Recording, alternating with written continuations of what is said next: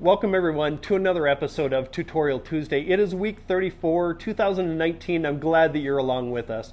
I just have a couple of announcements today and then we'll get right into your questions. But first I want to thank you for making these Tuesdays so terrific.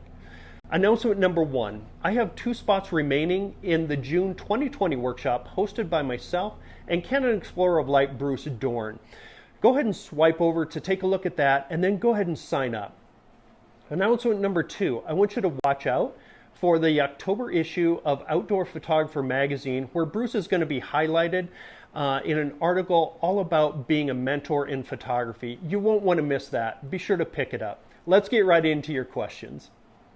The quick answer to this for me is both. So I'll charge a fee to go out, and then I'll also charge a fee for prints, and those fees will vary depending on how far I have to go and what I'm doing. And then also I'll also charge for prints, and this is specific to, let's say, like high school seniors or families or something like that, where you're going to get the images and then you're going to order albums and prints. Now on a commercial shoot, you'll probably take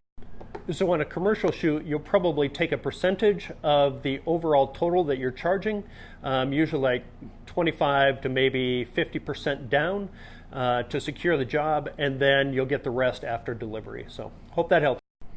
Well, this is kind of a follow-up to that first question, and specifically, do I charge expenses? The answer is yes. So if I have to go out of country or if I have to go to another state, I'm going to charge airfare for that. That's not something that's built. So those rental expenses can also include anywhere from airfare, hotel, rental car, even specific rental equipment that you need on site. You can bundle that all into one price, or you can break it out separately. How and where to begin marketing yourself? What I would tell you is this: the next time you're out and about, take a look at a panhandler standing on a corner. If that panhandler doesn't have a sign telling them what they want, are you going to give them anything? You know, to be honest with you, those panhandlers standing on the corner asking for money or asking for beer or whatever they're asking for, it's marketing 101. If somebody was just standing on a corner, you wouldn't give them anything. The whole point that I'm making here is it doesn't matter where you start. You start online. If you want to photograph weddings, go to a wedding vendor, go to a cake place. If you want to photograph dogs, go to the Humane Society. The one thing you can't do is nothing. Anything you do relating to your business and the type of business that you want to attract is marketing, whether that's online responding to comments or printing out flyers or giving business cards or shaking hands. Yes, absolutely, I do sell prints, and it can be lucrative depending on how much time and effort that you put into that. Maybe you just want to be a pure print vendor and you're going to sell prints of horses and you're going to sell prints of spurs and saddles and things like that. In my opinion, print should always be a part of a photographer's portfolio. We shouldn't only be digital, because when you get a print in your hand, when you get that in the mail, it's something tangible that's in your client's hands. Yes, absolutely, it's okay. What you really want to marry up in the middle is the emotion that you catch in either the commercial side or even the wedding side. But yes, it is okay to do that. This question comes in from Keith, and it comes via direct message. He wants to know what the difference between a business and personal Instagram page is. And simply put, Keith, the business Instagram page gives me additional analytics on my followers through every one of my posts, through every one of my stories.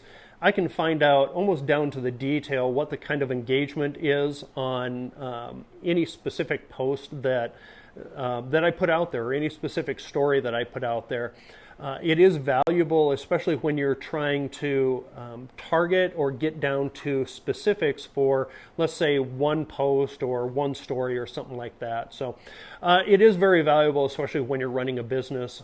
If you're not running a business, I would say, don't worry about having a business page. So that's it. Hope that helps. I wish this were a black and white answer, but it's not. There is years of practice involved in this, and then there's also understanding the technical side of things like depth of field, and then putting that into practice and executing on it out in the field. Now, the practical side of getting sharp images to me is, what do I need to have in focus, and what's important in the storytelling aspect of this image. So I may just need to get fingers in focus on a saddle or something. So what I was saying is I may just need to get fingers in focus on a saddle or something like that. But there may be another time where I'm doing a studio shoot and I need detail in all a person's face, and I may shoot at f/16 just to get that depth of field. So in studio, if I'm just doing a portrait of somebody's face and they have a beard or something like that and I need a lot of detail, I may use f/16 to get from here back to the beginning of the ears in focus, and that may take f/16. Now, on the other hand, if I'm photographing my mom who's in her 70s, I may use a smaller aperture like f4 or even f2.8 and get her eyes sharp, but the rest of her face might be soft. She might not want to see her wrinkles. Now, the execution part of these images is in studio. I'm usually on a tripod, so it's very, very rare that I would end up with an out-of-focus image in studio. But out on location, I rarely have a tripod. So when I'm out on location, it's going to be a combination of holding the camera close to my body and staying steady, also using the image stabilizer that's on my lens, and then also choosing an aperture that's going to be commensurate with the subject. Thanks for the question. Right now, I call Salt Lake City home. My wife and I have been here about 14 years. Prior to that, I was in North Carolina, and before that, Chicago, and before that, Minnesota, and I was born in Montana. All right, so for those of you that want to get hashtag photo nerdy, let's talk autofocus micro adjusting. I'll keep it very simple. There's a ton of tutorials out there online. Just hit up YouTube for the micro focus auto adjustments. And so right up front, this is a thing that is only challenging to DSLR users because DSLRs have a separate autofocus chip inside them. So mirrorless cameras don't have this challenge. So here's what happens with DSLRs is if you focus on, let's say, a point right here, sometimes if it's uncalibrated, it'll focus behind or in front of where you want that focus to be.